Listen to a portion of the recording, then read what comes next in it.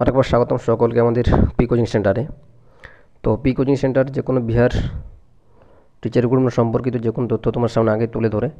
তো আজকের যে বিষয়টা সে কোনো তথ্য নয়, শুধুমাত্র বিপিএসসি টিআরই 1 এবং টিআরই 2 এর যে সকল পরীক্ষাগুলো হয়েছিল বাংলার, তার যে প্রিভিয়াস ইয়ার কোয়েশ্চেন, সেই প্রিভিয়াস ইয়ার কোয়েশ্চেন নিয়ে কিন্তু আজকের আলোচনা।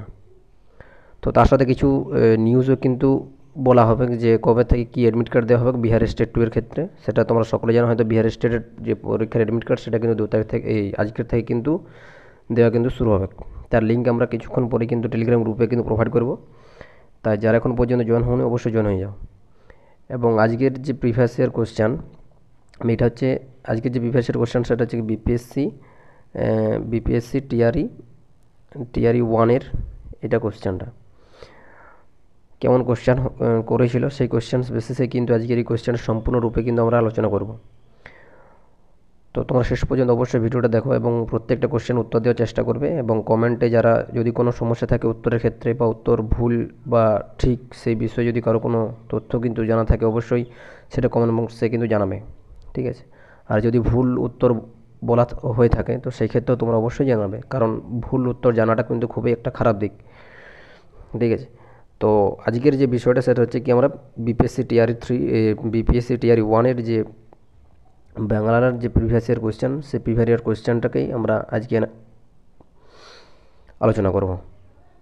তো তোমরা যারা নতুন এসে থাকবে অবশ্যই চ্যানেল সাবস্ক্রাইব করে দেবে এবং বোন সঙ্গে শেয়ার করে দিও ভিডিওটা। এবং যারা যদি সেশনটা ভালো লেগে থাকে অবশ্যই চ্যানেল সাবস্ক্রাইব করে লাইক করে দিও। আর বিষয় বলে রাখছি, আমাদের এই পিডিএফটা আমাদের টেলিগ্রাম গ্রুপ আছে যেখানে, সে পি কোচিং সেন্টার, সেখানে কিন্তু আমরা সম্পূর্ণরূপে কিন্তু টেলিগ্রাম গ্রুপে এই প্রিভিয়াস ইয়ার কোয়েশ্চেনটা কিন্তু আমরা প্রোভাইড করে দেবো, ঠিক আছে। তাই তোমরা সকলে কিন্তু টেলিগ্রাম গ্রুপে জয়েন হতে কিন্তু কেউ ভুলো না। তো আমরা আলোচনা এসেছিলাম, যে আলোচনায় বলা ছিল যে বিপিএসসি টিআরই 1-এ আমাদের 5টা অনুচ্ছেদ ছিল, ঠিক আছে। 5টা অনুচ্ছেদ ছিল, মানে টোটাল হচ্ছে 25 নাম্বার ছিল। সেই 25 নম্বরের 5টা অনুচ্ছেদ আমরা দেখতে পাচ্ছি যে পার্ট 2, কারণ পার্ট 1 আমাদের 40টা আমাদের যেহেতু জেনারেল পেপারের কোয়েশ্চেন ছিল, তো সেইটা আমরা আলোচনা করব। তো আজকে শুধুমাত্র আমরা প্রিভিয়াস ইয়ারের যে বেঙ্গলি কোয়েশ্চেন, সেই কোয়েশ্চেনটা আমরা আলোচনা করছি। তাহলে টোটাল হচ্ছে আমাদের অনুচ্ছেদ হচ্ছে 5টা, সেই অনুচ্ছেদ 5টার মধ্যে আমাদের টোটাল 25 নাম্বার। এখানে দেখতে পাচ্ছ যে নির্দেশ, যেটা প্রশ্ন সংখ্যা 41 থেকে টোটাল 65টা। তাহলে 41 নাম্বার থেকে টোটাল 65 ধরে আমাদের টোটাল হচ্ছে 25 নাম্বারই দাঁড়াচ্ছে। তাহলে এখানে দেখতে পাচ্ছি অনুচ্ছেদ একটা 1। তবে আমি একটা বলে রাখছি, অনুচ্ছেদটা কিন্তু আমরা আলোচনা করব না। অনুচ্ছেদটা তোমরা যখন পিডিএফটা পাবে, সেই পিডিএফটা কিন্তু তোমরা নিজেরাই উত্তর দেওয়ার চেষ্টা করবে পিডিএফ, ঠিক আছে, ডাউনলোড করে নেওয়ার পর। তো এই অনুচ্ছেদগুলো আমরা আলোচনা করছি না, শুধুমাত্র আমরা ব্যাকরণ যে পোর্শনটা ছিল, ব্যাকরণ টোটাল আমাদের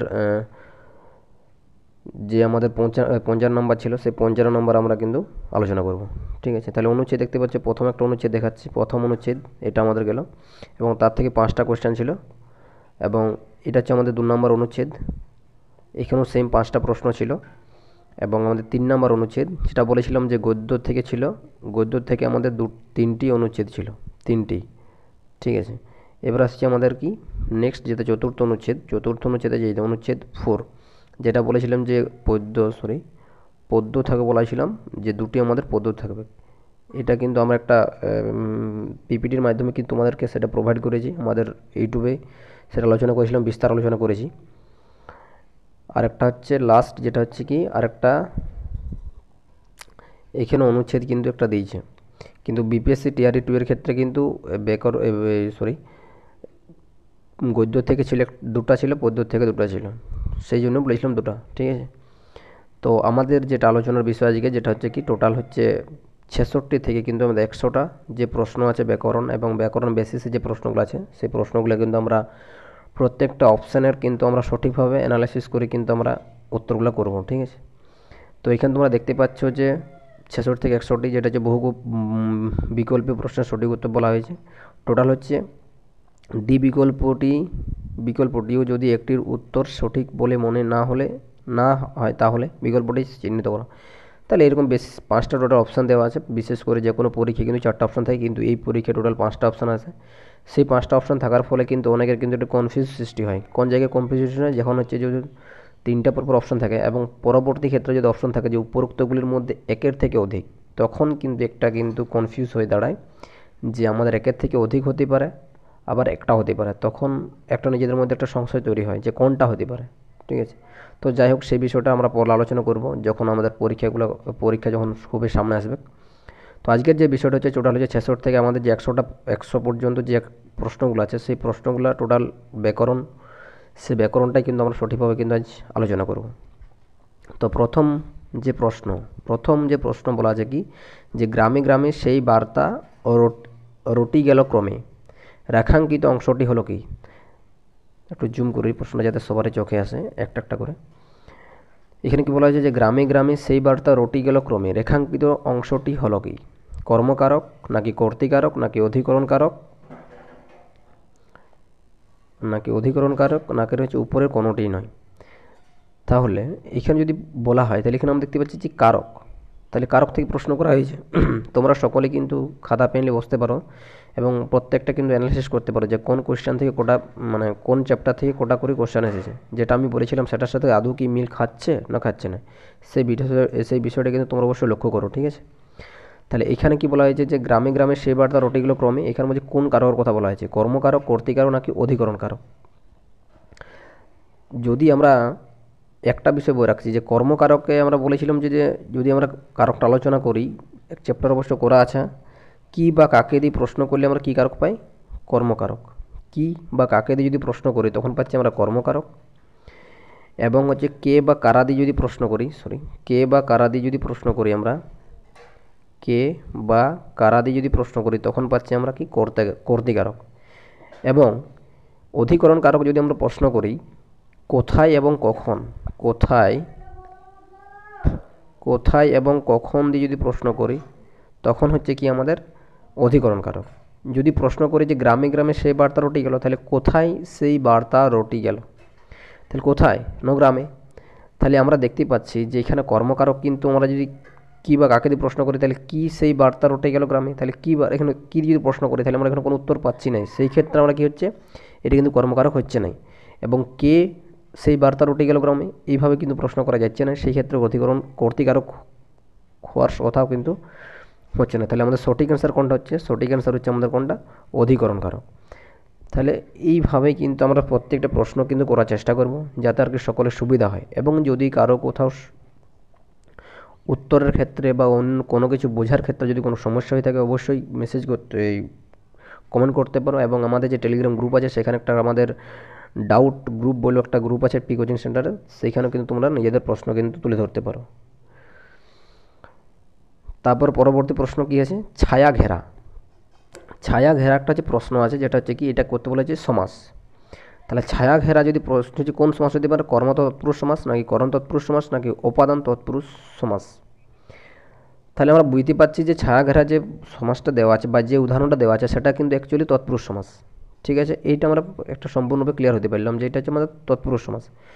যদি এটাকে প্রশ্ন করা হয় যে এইখানে হচ্ছে কি বলা হয়েছে, যদি আমরা এই ব্যাস বাক্য করি তখন কী হবে, ছায়া দ্বারা ঘেরা, তাই তো, এইটা আমাদের হওয়া দরকার। এইবারে যেটা বিষয় হচ্ছে কি কর্মতৎপুরুষ আমাদের কোন কোন বিভক্তিগুলো হতেই থাকে, যেগুলো হচ্ছে কে এবং রে, কর্মকারক হচ্ছে কে, কর্মতৎপুরুষ কে এবং রে, কর্মতৎপুরুষ হচ্ছে দ্বারা এবং দিয়া, এবং উপাদান হচ্ছে কি হতে থেকে। তাহলে এইগুলো থাকে, অনুসারগুলো ব্যবহার করা হয়। তাহলে এখানে দেখতে পাচ্ছি কি দ্বারা দিয়া যদি হয় তাহলে এটা আমাদের কী কারক হতে পারে, দ্বারা এবং দিয়া যদি হয় সেটা হচ্ছে আমাদের করণ তৎপুরুষ সমাস। তাহলে এখানে দ্বারা পাইছি আমরা, তাহলে কী সমাস হয়ে গেল আমাদের, করণ তৎপুরুষ সমাস আমাদের হচ্ছে সঠিক অ্যান্সার। ঠিক আছে, যদি আলোচনা করতে যাই তাহলে সেই ক্ষেত্রে কিন্তু একটু আমাদের সময় হবে বা ভিডিওটা একটু বড় হতে পারে। ঠিক আছে, প্রত্যেকটা প্রশ্ন বা প্রত্যেকটা অপশন যদি আমরা আলোচনা করি যদি করতে যাই সেই ক্ষেত্রে আমাদের একটু সমস্যা, মানে ভিডিওটা লং হতে পারে। তারপরে কি বলা হয়েছে, পরবর্তী প্রশ্ন কি বলা হয়েছে, যে পরবর্তী প্রশ্ন যেটা বলা হয়েছে শূন্যস্থান পূরণ করতে বলা হয়েছে। শূন্যস্থান পূরণ করতে কী বলা হয়েছে, যে বাক্যে শব্দ ও ধাতুর শেষে যে বর্ণ বা বর্ণ সমষ্টি, তাহলে কী বলা হয়েছে, বাক্যের শব্দ বা ধাতুর শেষে যে বর্ণ বা বর্ণ সমষ্টি দ্বারা পদের সংখ্যা প্রকার সম্বন্ধ বুঝতে পারা যায় তাকে কি বলা হয়। তাহলে বাক্যের শব্দ বা ধাতুর শেষে যে বর্ণ বা বর্ণ সমষ্টি দ্বারা পদের সংখ্যা প্রকার সম্বন্ধ বুঝতে পারা যায় তাকে কি বলা হচ্ছে? তাকে বলা হচ্ছে কি আমাদের কি বলছে? বিভক্তি বলা হয়। কি বলা হচ্ছে? বিভক্তি। তাহলে বাক্যের শব্দ বা ধাতুর শেষে যে বর্ণ বা বর্ণ সমষ্টি দ্বারা পদের সংখ্যা প্রকার সম্বন্ধ বুঝতে পারা যায় তাকে বলা হচ্ছে কি? বিভক্তি বলা হয়। পরবর্তী প্রশ্ন কি বলা হয়েছে?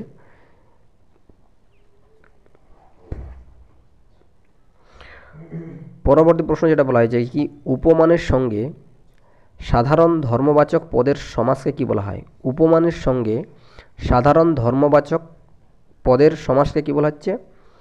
সেই সমাসটা কি বলা হচ্ছে সেটা আমরা একটু পরে জানছি। আগে জানবো কি, যে সাধারণ ধর্মবাচক সমাস আমরা কীভাবে পাবো। সাধারণ ধর্মবাচক সমাস হবে কি, দুদিকে কি হচ্ছে? বিশেষ্য পদ হবে। সেম পরপদ বিশেষ্য পদ এবং পূর্বপদও কিন্তু বিশেষ্য পদ হবে, তখন সেটা হচ্ছে কি আমার সাধারণ ধর্মবাচক সমাস। তারপর হচ্ছে কি উপমিত কর্মধারের সমাসে কোনটা বলা হচ্ছে? উপমিত কর্মধার এখানে হচ্ছে একটা জিনিস বলতে বললাম যে সাধারণ ধর্মবাচক সমাস হচ্ছে বিশেষ্য হবে, আবার বিশেষণও বিশেষ্য হবে, তখন হচ্ছে আমাদের সাধারণ ধর্মবাচক সমাস হয়। এবং উপমিত কর্মধারের সমাস হচ্ছে যেটা হচ্ছে কি পূর্বপদ উপমেয় এবং পরপদ হচ্ছে উপমান। কি হচ্ছে? এটা হচ্ছে পূর্বপদ হচ্ছে উপমেয়, পূর্বপদ হচ্ছে উপমেয় এবং পরপদ হচ্ছে কি? উপমান।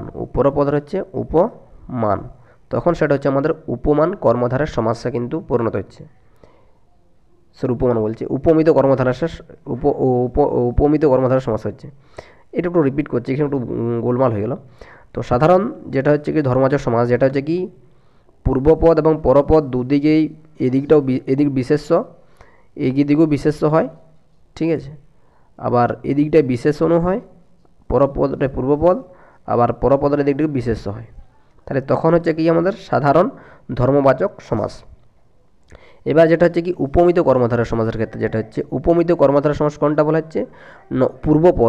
পূর্বপদ হচ্ছে কি উপমেয় হয়, পূর্বপদ হচ্ছে কি হচ্ছে উপমেয় হয়, পূর্বপদ উপমেয় হচ্ছে, এবং পরপদ যেটা হয় সেটা হচ্ছে পরপদটা হচ্ছে যে উপমান, তখন সেটা হচ্ছে কি উপমিত কর্মধারয় সমাস। তাহলে বাকি রইল কোনটা? উপমান কর্মধারয় সমাস। তাহলে উপমানের সঙ্গে কোনটা বলা হচ্ছে? যে উপমানের সঙ্গে সাধারণ ধর্মবাচক পদের সমাসকে, উপমানের সঙ্গে সাধারণ ধর্মবাচক পদের যখন সমাস হবে তখন সেটা বলেছে কি উপমান কর্মধারয় সমাস। তাহলে আমাদের সঠিক অ্যান্সার কোনটা হচ্ছে? উপমান কর্মধারয় সমাস।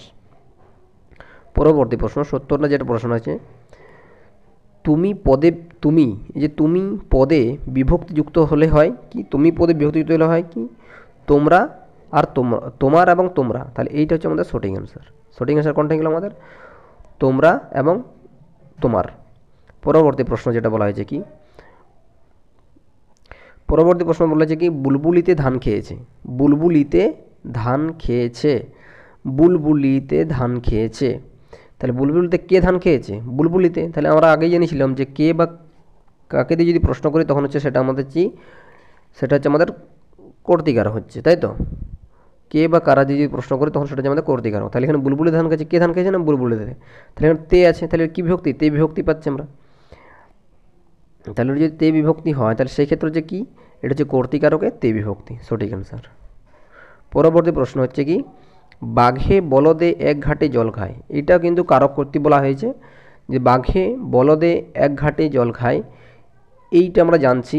এটা হচ্ছে কারক কর্তৃ বলেছে কী কারক? না কর্তৃকারক বা কর্তাকারক যেটা বলা হয়।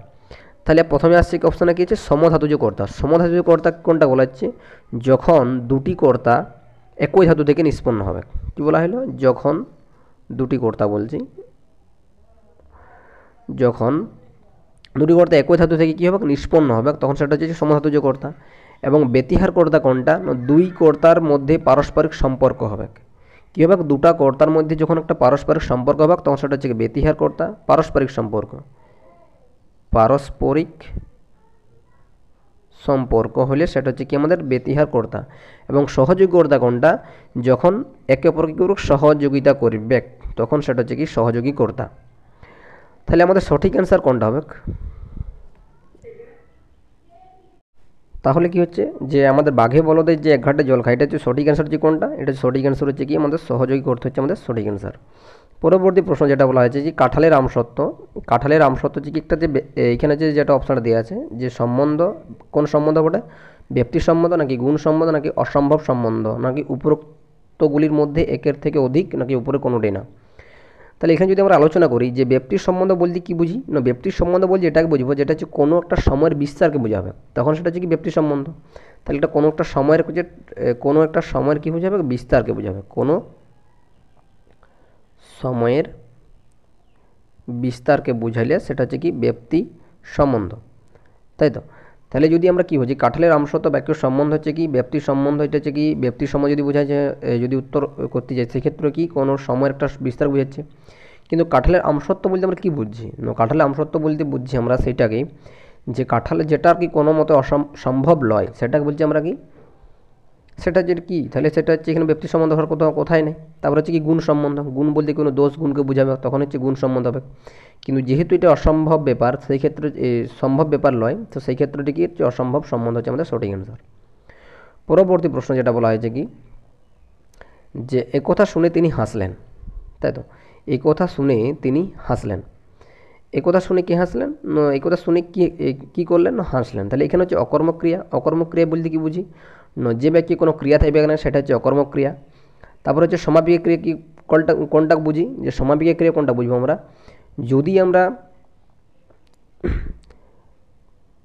যদি আমরা বাক্যের মধ্যে কোনো আকাঙ্ক্ষা যদি না থাকে বা নিজের কোনো জানার ইচ্ছা যদি না থাকে সেটা হচ্ছে আমাদের সঙ্গে সমাপিকা ক্রিয়া, এবং জানার যদি ইচ্ছা থাকে তখন সেটা হচ্ছে অসমাপিকা ক্রিয়া হয়।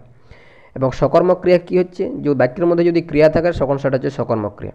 তাহলে এইখানে যদি সঠিক অ্যান্সার যদি আমরা সমাপিকা ক্রিয়া করি সেই ক্ষেত্রে কোনো আশা করছি ভুল, সমাপিকা ক্রিয়ার কোনো সঠিক অ্যান্সার, এবং সকর্মক ক্রিয়াও কিন্তু হওয়া কিন্তু হতে পারে। তাহলে সেই ক্ষেত্রে উত্তর যদি আমরা করি যে উপরোক্তগুলির মধ্যে একের থেকে অধিক হতে পারে। আবার সঠিক অ্যান্সার যদি আমরা সমাপিক ক্রিয়া করি সেই ক্ষেত্রেও কিন্তু আমাদের একটু বই না। তবে এই বিষয়টা যদি কারো কিছু যদি ডাউট থাকে অবশ্যই কমেন্ট করতে পারো। তারপরে হচ্ছে কি ফুটন্ত দুধ, ফুটন্ত দুধ বলতে আমরা কী বুঝি, ফুটন্ত দুধ বলতে কি দুধটা গরম অবস্থায় আছে। তাহলে এইখানে হচ্ছে যদি ফুটন্ত দুধ যদি এখানে গুণবাচক বলি তাহলে গুণ বুঝাইতে হোক, তাহলে কেমন হতো গুণ যদি বুঝাই যে সাদা দুধ বা সাদা রঙের দুধ, তখন হচ্ছে একটা হচ্ছে কি একটা হচ্ছে গুণ বুঝাচ্ছে, যে তখন হচ্ছে কি এটা হচ্ছে গুণবাচক। এবং অবস্থা হচ্ছে কি যে যখন কোনো অবস্থা থাকবে যে দুধটা কেমন অবস্থা আছে, ফুটন্ত অবস্থায় আছে, তখন সেটা হচ্ছে কি অবস্থাবাচক। তাহলে এইটা আমাদের সঠিক অ্যান্সার কোনটা হচ্ছে, সঠিক অ্যান্সার হচ্ছে কি অবস্থাবাচক, ফুটন্ত দুধ হচ্ছে কি অবস্থাবাচক। পরবর্তী প্রশ্ন যেটা হচ্ছে কি তিনি ন্যায়শাস্ত্রে পণ্ডিত, তিনি ন্যায়শাস্ত্রে পণ্ডিত হচ্ছে এই বাক্য ন্যায়শাস্ত্র যেটা আছে সেটা যে কি কালাধিকরণ, কালাধিকরণ বলতে কি কাল অধিকরণ, যেটা হচ্ছে কি এটা যদি কোনো সময়, ঠিক আছে, কালাধিকরণ হলে কোনটা হবে, এটা হচ্ছে আমাদের কোনো সময় এবং কালকে বোঝাবে, আর ভাবাধিকরণ হচ্ছে নিজের কোনো ভাবনাকে বোঝাবে। তাহলে সেই ক্ষেত্রে এই দুটো হওয়ার কিন্তু সম্ভাবনা নাই। এবং এর মধ্যে এই প্রশ্নের মধ্যে আমি একটু কনফিউজ আছি যে সঠিক অ্যান্সার কোনটা হতে পারে, আধারাধিকরণ হতে পারে নাকি উপরের কোনোটাই না। তাহলে আমি কিন্তু এখন পর্যন্ত এই অ্যান্সারে কিন্তু আছি যে উপরের কোনোটাই না। যদি এই কোশ্চেনটা যদি কারো উত্তরটা জানা থাকে অবশ্যই কমেন্ট করে জানাতে পারো। পরবর্তী প্রশ্ন যেটা বলা হয়েছে যে বাক্যে ক্রিয়ার সঙ্গে নাম পদের সম্বন্ধে কী বলা হয়, বাক্যে ক্রিয়াপদের সঙ্গে নাম পদের সম্বন্ধকে কী বলা হয়, সমাস, সন্ধি নাকি কারক। তাহলে সমাস কাকে বলছি না, বিশেষের সঙ্গে ক্রিয়ার। তাহলে কি হচ্ছে বিশেষের সঙ্গে ক্রিয়ার, বিশেষের সঙ্গে ক্রিয়ার সম্পর্কে বলা হচ্ছে কি, ক্রিয়া সম্পর্কে বলা হচ্ছে কি সমাস। এবং সন্ধি হচ্ছে ধ্বনির মিলনকে বলা হচ্ছে, বা ধ্বনি বা বর্ণদের মিলনকে বলা হচ্ছে কি, মিলনকে বলা হচ্ছে কি সন্ধি। এবং কারককে বলা হচ্ছে কি ক্রিয়াপদের সঙ্গে নামপদের সম্পর্ককে বলা হচ্ছে কি আমাদের কারক বলা হয়। তাহলে এটা সঠিক অ্যান্সার কোনটা না কারক। পরবর্তী প্রশ্নতে কী বলা হয়েছে, 68 নম্বর প্রশ্নে কী বলা হয়েছে যে চ থেকে ম পর্যন্ত, এখানে কী বলা হয়েছে যে চ থেকে ম পর্যন্ত যে কোনো বর্ণ পরে থাকলে পূর্বপদে অন্তঃস্থিত ম স্থানে হয়। তাহলে চ থেকে ম পর্যন্ত যে কোনো বর্ণ পরে থাকলে, চ থেকে ম পর্যন্ত মানে ছ থেকে ম পর্যন্ত যে কোনো বর্ণ থাকলে পরে পূর্বপদে বলছে অন্তঃস্থিত ম স্থানে হয়, কী হবে কোনো পূর্ববর্তী বর্গের পঞ্চম বর্ণ, পূর্ববর্তী বর্গের পঞ্চম বর্ণ না চ বর্গের পঞ্চম বর্ণ। তাহলে সঠিক অ্যান্সার কোনটা হবে না, সঠিক অ্যান্সার হচ্ছে কি পরবর্তী বর্গের পঞ্চম বর্ণ। পরবর্তীতে রাজা ও বাদশাহ কী ধরনের দ্বন্দ্ব, রাজা ও বাদশাহ এটা আমরা বুঝতে পারছি যে ও দুটার মধ্যে আছে কী ধরনের দ্বন্দ্ব, দ্বন্দ্ব সমাস তো বটে সেটা বুঝলাম। এটা কী সমাস না দুটাই কিন্তু বিশেষ্য পদ, রাজাও একটা হচ্ছে কি বিশেষ্য, বাদশাহ একটা বিশেষ্য, সেই ক্ষেত্রটা কি হচ্ছে বিশেষ্য পদ। পরবর্তী প্রশ্ন বলছে কি প্রত্যঙ্গ কোন ধরনের সমাসের উদাহরণ? প্রত্যঙ্গ, প্রত্যঙ্গ, প্রত্যঙ্গ হচ্ছে কি কর্মধারের সমাস। কর্মধারের সমাস হচ্ছে নীল পদ্ম, উদাহরণ হচ্ছে নীল যে পদ্ম সেটা হচ্ছে কি নীল যে পদ্ম সেটা হচ্ছে নীল পদ্ম, সেটা হচ্ছে কর্মধারের সমাস। এবং তৎপুরুষ সমাস হচ্ছে গাছে পাকা, যেটা হচ্ছে গাছ পাকা, সেটা হচ্ছে কি তৎপুরুষ সমাস। এবং অব্যয়ভাব সমাস হচ্ছে কি প্রত্যঙ্গ। তাহলে প্রত্যঙ্গ যদি আমরা সমাস করি সেটা হচ্ছে কি প্রত্যঙ্গ সমাস হবে কি প্রত্যঙ্গ যদি সমাস করি যে ক্ষুদ্র অঙ্গ সেটাকে বলছে প্রত্যঙ্গ বলা হয়, ক্ষুদ্র অঙ্গ ওকে প্রত্যঙ্গ। এর হচ্ছে আমাদের 81 নম্বর প্রশ্ন, যেটা হচ্ছে কি রবীন্দ্র জয়ন্তীর, রবীন্দ্র জয়ন্তীর ব্যাসবাক্য নির্ণয় করো।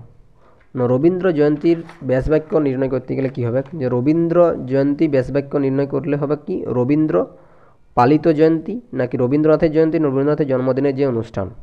তো এটা সঠিক অ্যান্সার হবে কোনটা, রবীন্দ্র পালিত জয়ন্তী। পরবর্তী প্রশ্ন কি সন্ধি বিচ্ছেদ থেকে প্রশ্ন করা হয়েছে দ্বীপযুক্ত লোক সমান কি হবে, দিবালোক, দিব্যলোক নাকি দুর্লোক। তাহলে এটা সঠিক অ্যান্সার হচ্ছে কোনটা, না সঠিক অ্যান্সার হচ্ছে কি দুর্লোক। পরবর্তী প্রশ্ন নিত্য পুংলিঙ্গের উদাহরণ। ঠিক আছে, নিত্য পুংলিঙ্গের উদাহরণ যেটা হচ্ছে মাতোয়ারা নাকি ধনী নাকি কবিরাজ। তাহলে এটা সঠিক অ্যান্সার হচ্ছে কোনটা, এটা সঠিক অ্যান্সার হচ্ছে কি কবিরাজ। পরবর্তী প্রশ্ন যেটা বলা হয়েছে দয়ার সহিত বর্তমান, দয়ার সহিত বর্তমান এই ব্যাসবাক্যের সমাসবদ্ধ পদ কোনটা হবে? দয়ার সহিত বর্তমান হচ্ছে কি সদাশয়, হৃদয়তা নাকি সদয়। তাহলে এর সঠিক অ্যান্সার হচ্ছে কি সদয়। তাহলে এখানে একটা প্রশ্ন হচ্ছে এক কথায় প্রকাশ যদি আমরা করতেই পারি, এই কথায় প্রকাশ হতে পারে আবার সমাস হইতে পারে। ঠিক আছে, পরবর্তী প্রশ্ন যেটা বলা হয়েছে কি আ সমুদ্র হিমাচল কোন ধরনের সমাস? আ সমুদ্র বলছে হিমাচল কোন ধরনের সমাস, নাকি ব্যাপ্তি তৎপুরুষ, উপপদ তৎপুরুষ নাকি সম্বন্ধ তৎপুরুষ। এর যে সঠিক অ্যান্সার, এর সঠিক অ্যান্সার হচ্ছে কোনটা, ব্যাপ্তি তৎপুরুষ সমাস। তারপর হচ্ছে যে সমাসে বলছে পূর্বপদ অব্যয় এবং পরপদ হচ্ছে বিশেষ্য হয় তাকে কোন সমাস বলা হয়? তাকে বলা হচ্ছে কি অব্যয়, যেহেতু কথাটা আছে সেই ক্ষেত্রে যে অব্যয়ভাব সমাস, দন্ত সমাস তো হবে না, দ্বিগু সমাসও হবে না। তাই এটা সঠিক অ্যান্সার কোনটা গেল, সঠিক অ্যান্সার হচ্ছে কি অব্যয়ভাব সমাস। পরবর্তী প্রশ্ন কি বলা হয়েছে বাংলায় বলছে বচন হলো কয় প্রকার? তাহলে বাংলায় হচ্ছে বচন হচ্ছে কোটা, দুটা। যদি সংস্কৃতে বলতো তাহলে তখন তিনটা, এক বচন, দ্বিবচন এবং বহুবচন।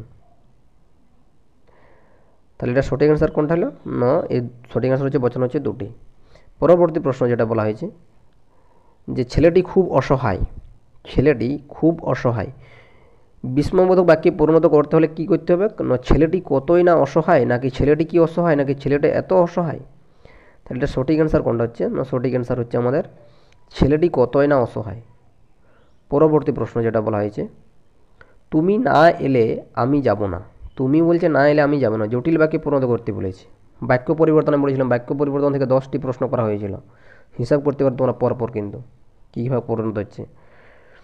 তাহলে তুমি না এলে আমি যাব না, তাহলে এটা সঠিক অ্যান্সার কোনটা হবে, যদি এখানে বলেছে কি সঠিক অ্যান্সার হচ্ছে অপশান বি, যে বলছে যদি তুমি না আসো তবে আমি যাব।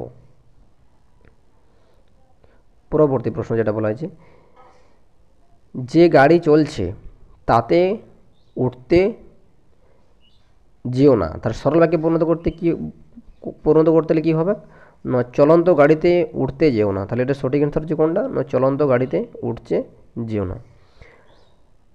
তারপরে হচ্ছে পরবর্তী প্রশ্ন কী বলা হয়েছে, জীবন, এখানে বলা হয়েছে জীবন থাকতে পরের দাসত্ব করব না, জটিল বাক্যে পরিণত করলে কী হবে, না জটিল বাক্যে পরিণত করতে হবে যতক্ষণ জীবন থাকবে ততক্ষণ পরের দাসত্ব করব না। এখানে ততক্ষণ যদি অপশান এগুলো থাকে তখন সেটা হচ্ছে কি জটিল বাক্য বোঝার ক্ষেত্রে শর্ট ট্রিক্স। জীবন থাকতে পরের দাসত্ব করব না, তাহলে জটিল বাক্যে এটা কিন্তু পরিণত হয়েছে। পরবর্তী প্রশ্ন যেটা বলা হয়েছে তিনি ধনী কিন্তু অসুখী, সরল বাক্যে পরিণত করলে কি হবে, তিনি ধনী কিন্তু বলছে অসুখী। এটা যদি আমরা সরল বাক্যে পরিণত করি তখন কি হবে, বলছে ধনী হলেও তিনি কিন্তু অসুখী, এটা হচ্ছে আমাদের সঠিক অ্যান্সার।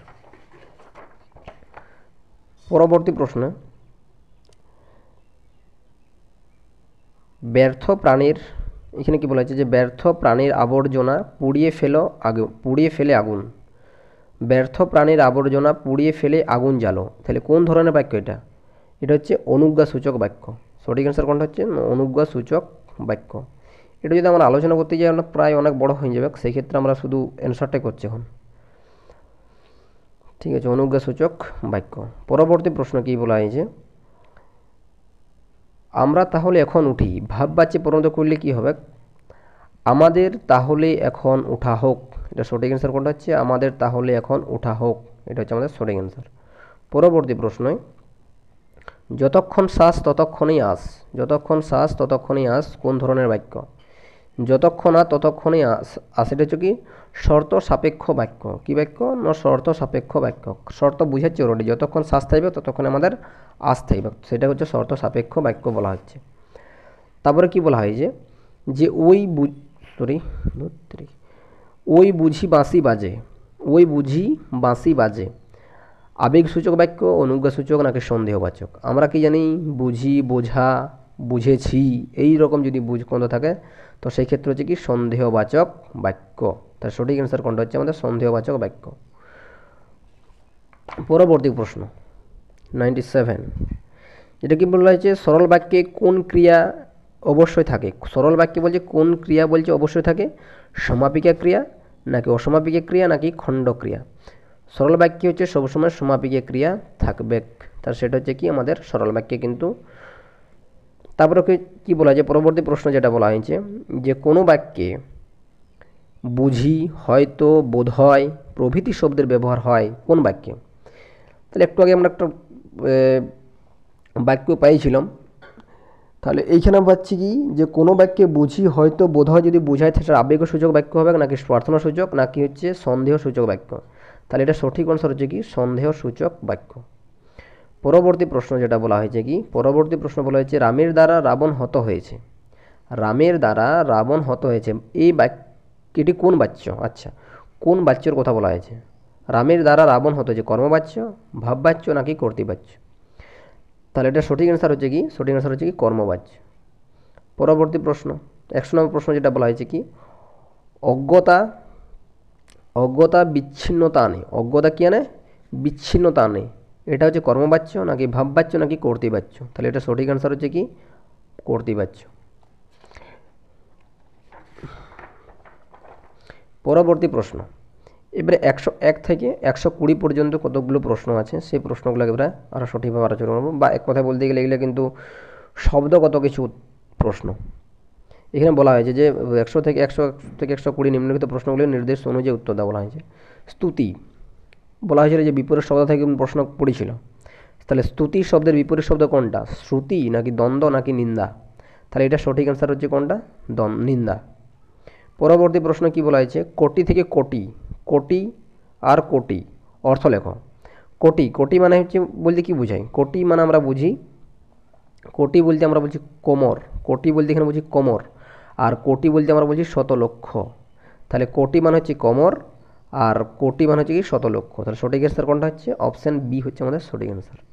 পরবর্তী প্রশ্ন যেটা বলা হচ্ছে 103 নম্বর প্রশ্ন কি বলা হয়েছে যে মনীষী শব্দটি শুদ্ধ, এই যে ম দন্তন দর্শী তার মধ্যনস্ব দীর্ঘী শব্দটি শুদ্ধ করে লেখো। তাহলে এটা শুদ্ধ হচ্ছে কি নি সি। তো এটা সঠিক অ্যান্সার হলে কোনটা? মনীষী, মানে অপশান আমাদের সি হচ্ছে আমাদের সঠিক অ্যান্সার।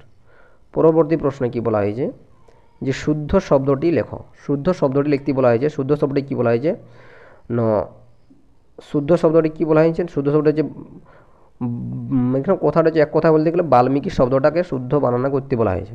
তাহলে বাল্মীকি শব্দের সঠিক বানান কোনটা হচ্ছে? বাল্মীকি, বোয়াকার লয়ময় দীর্ঘী কৈরস্যি। তাহলে সঠিক অ্যান্সার কোনটা হচ্ছে? সঠিক অ্যান্সার হচ্ছে আমাদের অপশান সি। তারপরে হচ্ছে কি তালপাতার সেপাই। তালপাতার সেপাই বাগধারাটি ব্যবহৃত হয় যে অভিধান অর্থ বোঝাতে, তা হলো কোনটা? শীর্ণকায়ু দুর্বল নাকি তালপাতা দিয়ে নির্মিত সেপাই নাকি খেলনা সামগ্রী? তাহলে তালপাতার সেপাই বলতে আমরা কি জানি যে তালপাতা কেমন দেখতে হয়? পাতলা এবং ফিংফিঙে। তো সেই ক্ষেত্রে বলা হয় যদি যদি পাতলা হয় তাহলে শীর্ণকায় দুর্বল। তাহলে তালপাতার সেপাই মানে কি হচ্ছে? তালপাতার সেপাই মানে হচ্ছে কি শীর্ণকায় দুর্বল। পরবর্তী প্রশ্ন যেটা হচ্ছে কি 106 নম্বর প্রশ্ন যেটা বলা হয়েছে কি উপকারীর অপকার করে যে। উপকারীর অপকার করে যে, যেটা হচ্ছে এক কথায় প্রকাশ করতে বলা হয়েছে, সেটা হচ্ছে কি অকৃতজ্ঞ নাকি কৃতঘ্ন নাকি বিশ্বাসঘাতক? তাহলে উপকারীর অপকার করে যে সে হচ্ছে কি কৃতঘ্ন। কৃতঘ্ন হচ্ছে এটাকে সঠিক অ্যান্সার। পরবর্তী প্রশ্ন কি বলা হয়েছে, 107 নম্বর প্রশ্ন কি বলা হয়েছে, 107-এ যে প্রশ্নটা আছে সেটা হচ্ছে কি, কই মাছের প্রাণ বাগধারাটি ব্যবহৃত হয় যে অভিধানিক অর্থ বোঝাতে। কই মাছের প্রাণ বাগধারাটি ব্যবহৃত হয় যে আভিধানিক অর্থ বোঝাতে, সেটা হচ্ছে কি, কই মাছের জীবন অত্যধিক কষ্ট সহিষ্ণু নাকি কই মাছের আয়ু। তাহলে কই মাছের প্রাণ বাগধারাটি ব্যবহৃত হয় যে অভিধানিক অর্থে, সেটা হচ্ছে কি অত্যধিক কষ্ট সহিষ্ণু। পরবর্তী প্রশ্ন, তীর্থের কাক বাগধারা থেকে প্রশ্ন করা হয়েছে যে তীর্থের কাক বাগধারাটি ব্যবহৃত হয়েছে অভিধানিক অর্থ বোঝাতে, সেটা হচ্ছে কি না তীর্থে উপস্থিত কাক, নাকি যে কাক তীর্থ করতে আগ্রহী, নাকি পরানুগ্রহ প্রত্যাশী লোভাতুর ব্যক্তি। তাহলে তীর্থের কাক বলতে কি সঠিক অ্যান্সার হচ্ছে কোনটা বাগধারা হবে না পরানুগ্রহ প্রত্যাশী লোভাতুর ব্যক্তি। পরবর্তী প্রশ্ন, ভয় অপহরণ করেন যিনি, এক কথা প্রশ্ন করলে কী হবে না ভয় অপহরণ করেন যিনি, সেটা হচ্ছে কি ভয়াবহ, নাকি ভগবতী, নাকি ভয়াপহ। তার সঠিক অ্যান্সার হচ্ছে কোনটা ভয়াপহ হচ্ছে আমাদের সঠিক অ্যান্সার। পরবর্তী প্রশ্ন কি বলা হয়েছে, 110 নম্বর প্রশ্নে, বিড়াল তপস্বী, বিড়াল তপস্বীর অর্থ লেখ কি, বিড়াল তপস্বীর অর্থ হচ্ছে কি ভণ্ড, বিড়াল তপস্বীর অর্থ হচ্ছে কি ভণ্ড। পরবর্তী প্রশ্ন যেটা হচ্ছে আক্কেল সেলামি, আক্কেল সেলামির অর্থ হবে কি, আক্কেল সেলামি যেটা হচ্ছে সেলাম করা, নাকি হতবুদ্ধি হওয়া, নাকি অনভিজ্ঞতার দণ্ড। তাহলে এটা সঠিক অ্যান্সার হচ্ছে অনভিজ্ঞতার দণ্ড, অনভিজ্ঞতার দণ্ড হচ্ছে আমাদের সঠিক অ্যান্সার।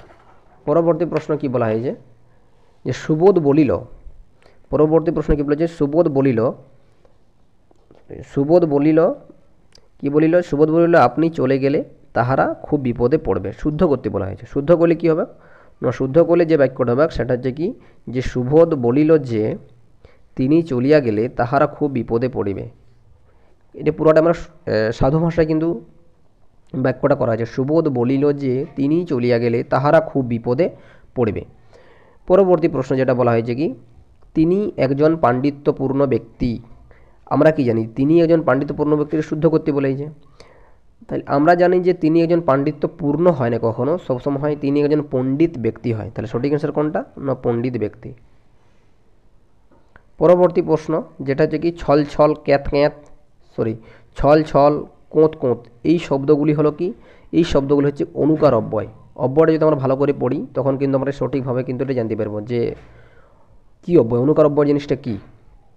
ঠিক আছে, তাহলে এটা সঠিক অ্যান্সার হচ্ছে কি অনুকার অব্যয়। পরবর্তী প্রশ্ন যেটা বলা হয়েছে 115 নম্বর প্রশ্ন, আপ্রাণ চেষ্টা করেও তাকে বাঁচানো গেল না, আপ্রাণ চেষ্টা করেও তাকে বাঁচানো গেল না। তাহলে আপ্রাণ মানে কি, আপ্রাণ মানে কি যেটা হচ্ছে প্রাণপণ, আপ্রাণ মানে কি প্রাণপণ চেষ্টা করা সত্ত্বেও কিন্তু তাকে বাঁচানো গেল না।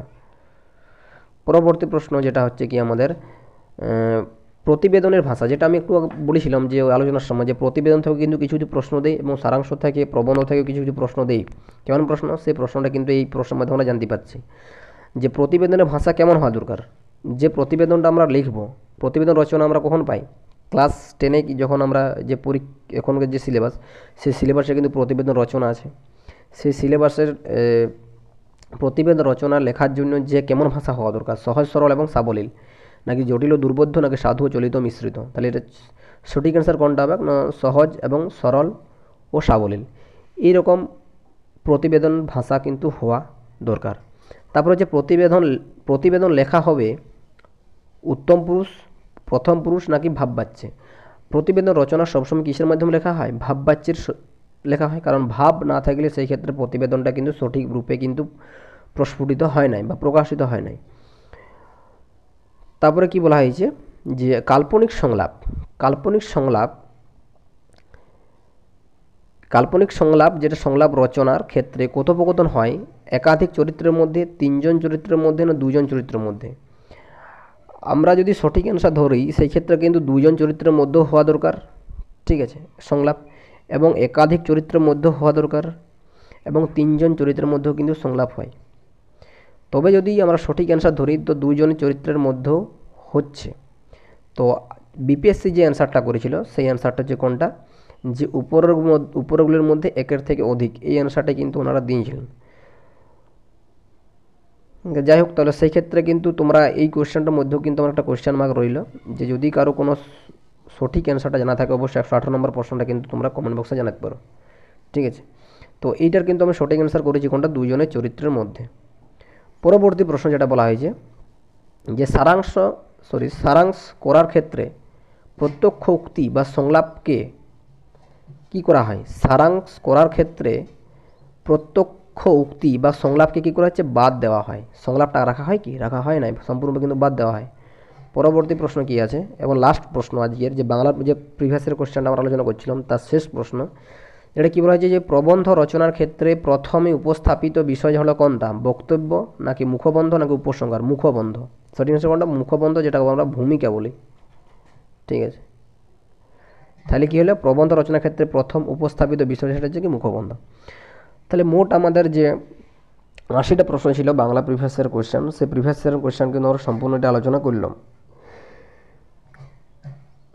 এই বিষয়ে কিছু কিছু প্রশ্ন কিন্তু আমি অনেকগুলো কিন্তু কোশ্চেন মার্ক দিয়েছি।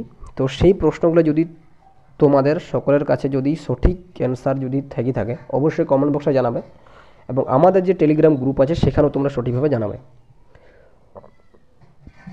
তো আশা করছি আজকের যে বিষয়টা কার কেমন লাগলো অবশ্যই আমাদের সেটাও জানিও, এবং যদি সেশনটা ভালো লাগে তো অবশ্যই লাইক করে দিও। তো এখানে আমাদের আজকের এই বিষয়টা কিন্তু শেষ করলাম।